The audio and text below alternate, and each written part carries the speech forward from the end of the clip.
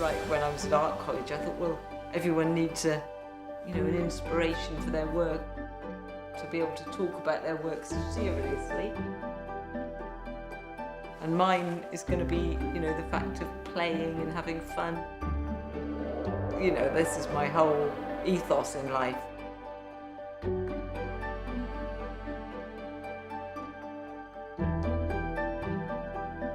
We start off by, usually Andrew makes my weight of clay for each item, and then I sit down and throw the shapes.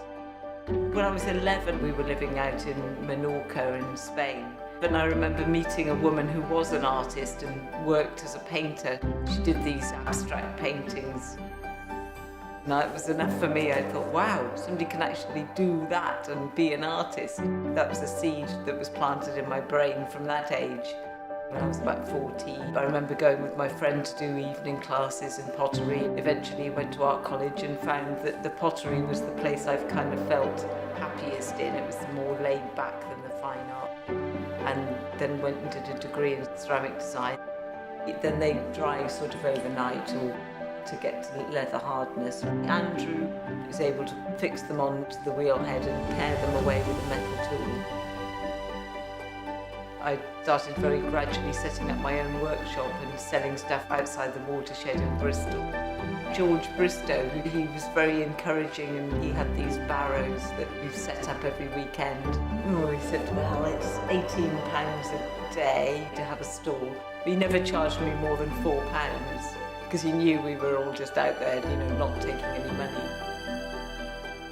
But the fact I turned up the second week and the third week, and I'm one of those people who, when I start doing something, I really do it and I don't stop. I felt in the end very privileged to be included by him. So I saw him as one of my early supporters, and he was just great, and I'm still friends with him now.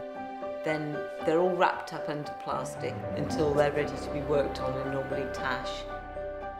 I met some people who'd been and told me about Chelsea Craft Fair on the King's Road, run by Lady Philippa Powell, and I applied for it and I got accepted. That was just amazing. Come out of the Forest of Dean, and then I was in sophisticated London and immediately sold everything. The second year I did that, I met these Americans who run Barney's, the department store in New York. Well, they started buying everything I could make. Leading on from that, I had to start employing people because I couldn't keep up. I was selling stuff to Barney's and then Gumps in San Francisco, to Liberty in London and Harvey Nichols. It was just like everything was just right at the time.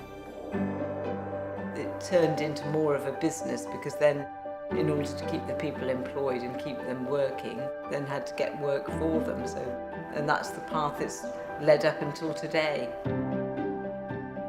Then the decorators was Kate, or Nicola, and Natasha and me, we also paint. Because the painting's the real hard work, that's the hours. It's fired in the kiln here once, gets transported to our other workshop. We've got Keris and Joni working down there. And then it's fantastic because it comes back here and it's all shiny and beautiful.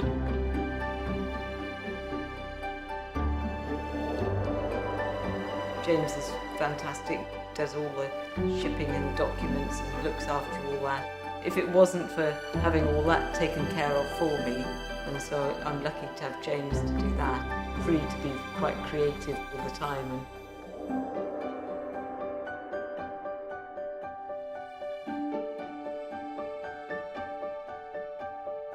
Delighted and surprised me is how people come back, they buy things, they say, oh yeah, we were unsure, but the pottery in our house is lovely,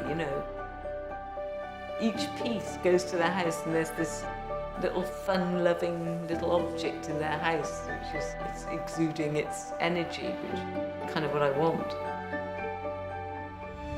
By their reaction of coming back and telling me, I have to believe.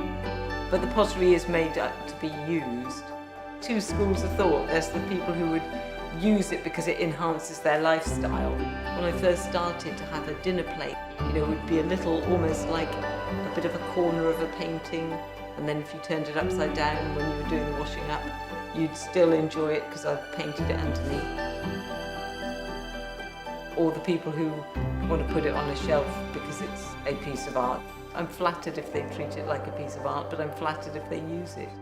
I suppose my chandeliers I love most of all. They really give me a lot of pleasure. I think somebody wanted one and I was like, I didn't have any idea how to go about it. John Foster, an old friend of mine, and he just plunked it down and said, there you go, girl, do something with that then. And so logically it sort of occurred to me to put beads on it. I make the beads and they all come back in a box. You've got a toy, you've got this frame and you've got the beads and you're assembling something. I had a 3-year-old girl here actually while I was doing one and she was on my wavelength. I could see I thought, oh, hang on a minute. I mean, purely for me, creativity is being a child, being able to play and enjoying it because I want my work to be fun,